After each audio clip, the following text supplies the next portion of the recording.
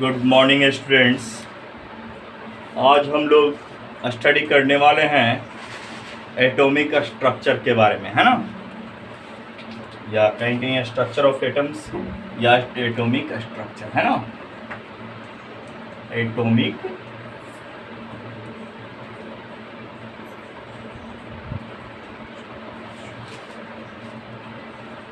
Structure, आज हम लोग एटॉमिक स्ट्रक्चर के बारे में डिस्कस करने वाले हैं, है ना। तो what is atom? First we will discuss about atoms. Atom is the smallest particles of anythings, है ना, दैट इज कॉल्ड एटम्स। ये एटम्स, जैसे मान लीजिए सपोज दैट हमारे पास एक एटम है।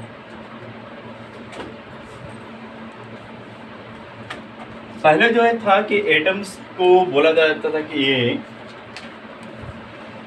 एटम्स को डिवाइड नहीं किया जा सकता, लेकिन रदरफोर्ड एक्सपेरिमेंट के द्वारा एटम्स को भी क्या किया गया? डिवाइड किया गया। ओके, तो ये है एटम्स। एटम का जो सेंटर पार्ट होता है,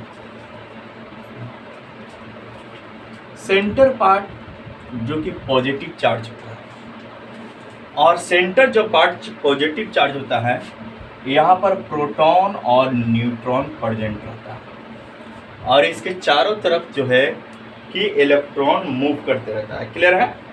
क्लियर है? तो इसके चारों तरफ जो ये पाथ होता है, इसका इसे हम लोग ऑर्बिट बोलते हैं। क्या बोलते हैं? ऑर्बिट।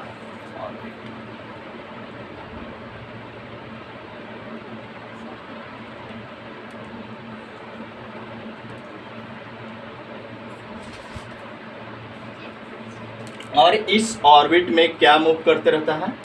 इलेक्ट्रॉन्स मूव करते रहता है। प्रोटॉन जो होता है पॉजिटिव चार्ज होता है, और न्यूट्रॉन नो चार्ज, इस पर कोई चार्ज नहीं होता है। और इलेक्ट्रॉन्स जो होता है कैसा चार्ज होता है? निगेटिव चार्ज होता है। ठीक है। अब जैसे इलेक्ट्रॉन्स की बात किया जाए तो एक इलेक्ट्रॉन्स पर जो चार्ज होता है -1.6022 इंटू 10⁻⁻19 कूलम होता है। और वहीं प्रोटॉन की बात किया जाए तो इसमें प्लस हो जाता है 1.6022 इंटू 10⁻⁻19, है ना। प्रोटॉन 1 चार्ज रखता है प्लस में, और इलेक्ट्रॉन निगेटिव चार्ज रखता है माइनस में, और न्यूट्रॉन का नो चार्ज होता है, यानी चार्जलेस होता है। क्लियर है? यहाँ तक समझ में आ गया? नेक्स्ट क्या है? ये ऑर्बिट है, इसको क्या हम लोग बोलते हैं? ऑर्बिट्स। ये सब क्या है? ऑर्बिट्स है। ठीक है। ये चारों तरफ न्यूक्लियस, ये सेंटर पार्ट हो गया न्यूक्लियस। ठीक है। इसके चारों तरफ जो पार्ट हुआ, इसको हम लोग क्या बोलते हैं? ऑर्बिट। ओके, सोलर सिस्टम में हम लोग ऑर्बिट के बारे में डिस्कस किए थे। Yes sir. है ना। तो देखिए इसके अंतर्गत जो है कि जैसे फर्स्ट सेल हो गया, फर्स्ट, सेकंड, थर्ड, फोर्थ, इस तरह से सेल्स इसमें रहता है ना। अब इसमें के सेल, के, एल, एम, एन, इस तरीके से सेल के अंदर जो होता है सब सेल पाया जाता है। सेल के अंदर क्या पाया जाता है? सब सेल्स। ठीक है। अब देखो यहाँ पर हम लोग बात कर रहे हैं कि प्रोटॉन होता है, न्यूट्रॉन होता है, इसके चारों तरफ जो होता है इलेक्ट्रॉन मूव करते रहते हैं। ठीक है। क्या मूव करते रहते हैं? इलेक्ट्रॉन्स मूव करते रहते हैं ऑर्बिट में। क्लियर है? अब इसके बाद जो हम लोग जानेंगे कि यहाँ पर हम लोग पढ़े प्रोटॉन, इलेक्ट्रॉन और न्यूट्रॉन के बारे में। तो अब हम लोग जानते हैं कि इसका डिस्कवर कौन किए थे? प्रोटॉन का डिस्कवर कौन किए थे? इलेक्ट्रॉन का डिस्कवर कौन किए थे, है ना, और न्यूट्रॉन का कौन किए थे? तो याद रखना 10 बराबर GTC। क्या याद रखना? GTC। यानी प्रोटॉन की खोज किसने किया था? गोल्डस्टीन, है ना। और इलेक्ट्रॉन की खोज Thomson, J Thomson. And neutron की कौन डिस्कवर किए थे? James Chadwick. न्यूट्रॉन को कौन डिस्कवर किए थे? James Chadwick. एनी प्रॉब्लम यहाँ तक? कोई प्रॉब्लम है?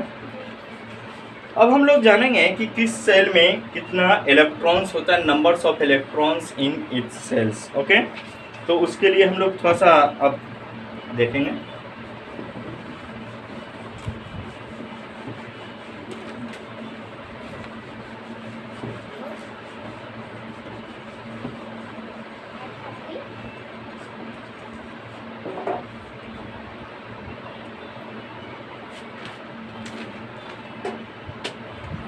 जैसे फर्स्ट सेल, अगर फर्स्ट सेल में बात किया जाए तो नंबर्स ऑफ इलेक्ट्रॉन्स कितने होंगे, तो फर्स्ट सेल में नंबर्स ऑफ इलेक्ट्रॉन्स जो होते हैं 2 होते हैं।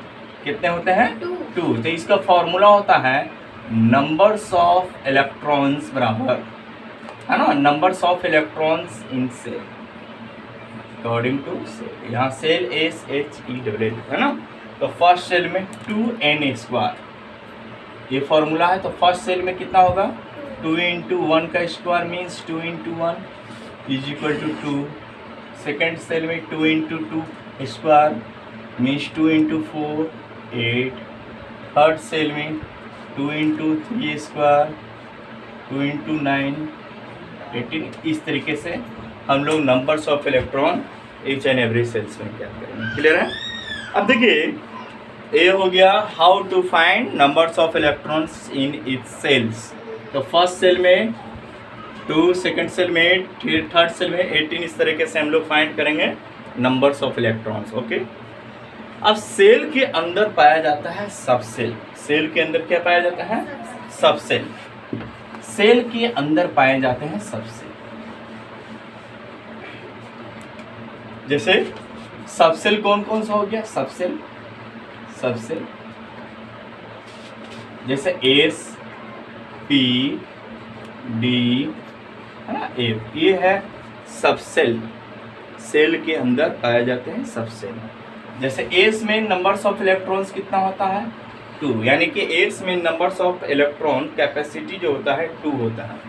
P में कितना होता है? 6, D में 10 और F में 14। ठीक है, numbers of electron in its सब सेल। क्लियर है? क्लियर है?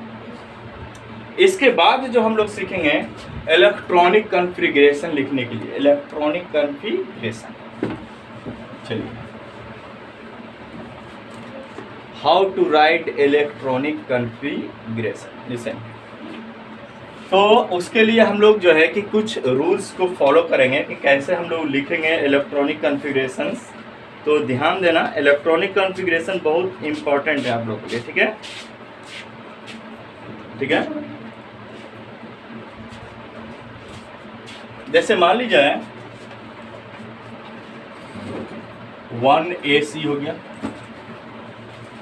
यहाँ पर 2S 2P हो गया, 3S 3P हो गया, 3D हो गया, 4S 4P 4D और 4F हो गया, 5S 5P है ना, 5D 5F हो गया। इस तरह से और भी बढ़ते हैं। तो इलेक्ट्रॉनिक कॉन्फ़िगरेशन के लिए हम लोग एरो इस तरह से बनाएंगे। हमेशा पीछे वाले एरो को फॉलो करते जाना है और लिखाते चला जाएगा। ठीक है, ये बैक से एरो की ओर आना है। इस तरीके से इलेक्ट्रॉनिक कॉन्फ़िगरेशन लिखा जाए। लिखने के लिए आइडिया हम बता रहे हैं। ठीक है, सपोज यहाँ पर 6S भी लिखा रहेगा ही, 7 तक जाता है। ठीक है, जैसे मान लीजिए हम लोग को हाइड्रोजन है, हाइड्रोजन का इलेक्ट्रॉनिक कॉन्फ़िगरेशन लिखना है। तो हाइड्रोजन का एटॉमिक नंबर कितना होता है? 1। हाइड्रोजन का एटॉमिक नंबर कितना होता है? 1। ठीक है, अब मान लीजिए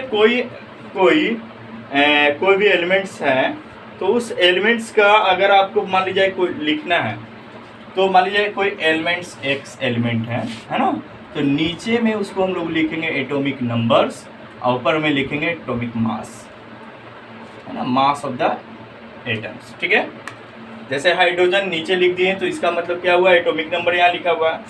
ठीक है, क्लियर है? तो हाइड्रोजन का अगर बात किया जाए कि हाइड्रोजन का इलेक्ट्रॉनिक कॉन्फ़िगरेशन कैसे लिखेंगे, तो हाइड्रोजन में नंबर्स ऑफ इलेक्ट्रॉन कितना है? तो नंबर्स ऑफ इलेक्ट्रॉन जो होता है नंबर्स ऑफ एटम्स के बराबर होता है। क्या है? नंबर्स ऑफ इलेक्ट्रॉन्स और numbers of proton, numbers of atomic number के बराबर होता है। क्लियर है? एटॉमिक नंबर के बराबर होता है नंबर्स ऑफ इलेक्ट्रॉन और नंबर्स ऑफ प्रोटॉन। क्लियर है? जैसे यहाँ 1 है एटॉमिक नंबर, हाइड्रोजन सबसे पहला एलिमेंट्स है, इसमें एटॉमिक नंबर कितना है? 1। तो इसका इलेक्ट्रॉनिक कॉन्फ़िगरेशन कैसे लिखेंगे? तो सबसे पहले यहाँ से क्या मिला हमको? 1s लिख देंगे। और यहाँ 1 लिखा हुआ है इसलिए 1 लिख देंगे। हम आप लोग बताए थे एस में नंबर्स ऑफ इलेक्ट्रॉन 2 होता है, पी में 6 होता है, डी में 10 होता है ना, और एफ में 14 होता है। 2 से ज़्यादा इसमें नहीं लिखेंगे। ठीक है? क्लियर? अब उस तरह से हाइड्रोजन के बाद हीलियम हम चल गए। तो हीलियम का एटॉमिक नंबर कितना होता है? 2। क्लियर है? हीलियम का एटॉमिक नंबर 2। तो इसको कैसे लिखेंगे? यहाँ से चलें 1s, एस में के गो इलेक्ट्रॉन रखना है? 2 गो। तो रखा जाएगा? हाँ रखा जाएगा, क्योंकि इसमें 2 इलेक्ट्रॉन रखा है। होल फिल हो गया। क्लियर है? अगर हाइड्रोजन हीलियम लिथियम की बात करें तो लिथियम का एटॉमिक नंबर कितना होता है? 3। तो फर्स्ट 1s2, 1s2। उसके बाद हमको सेकंड सेल में जाएंगे।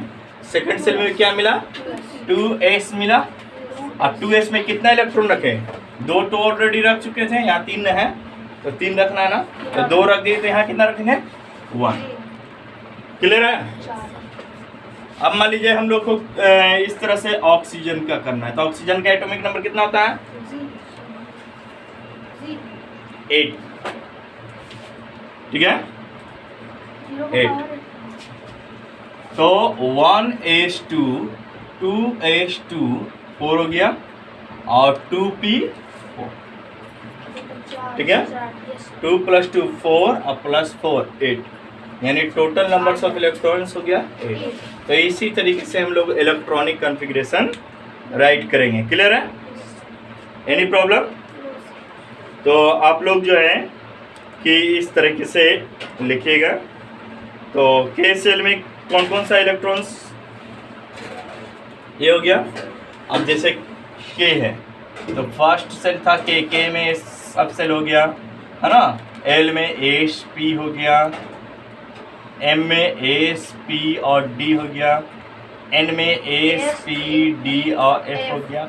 इस तरीके से इलेक्ट्रॉनिक सब सेल्स इस तरह से लिखते हैं। ठीक है? क्लियर है? सर ओ में तो एस होगा, एस पी डी एफ, ये चारों ही चलता है। ओके, तो इसको आप लोग नोट कीजिएगा।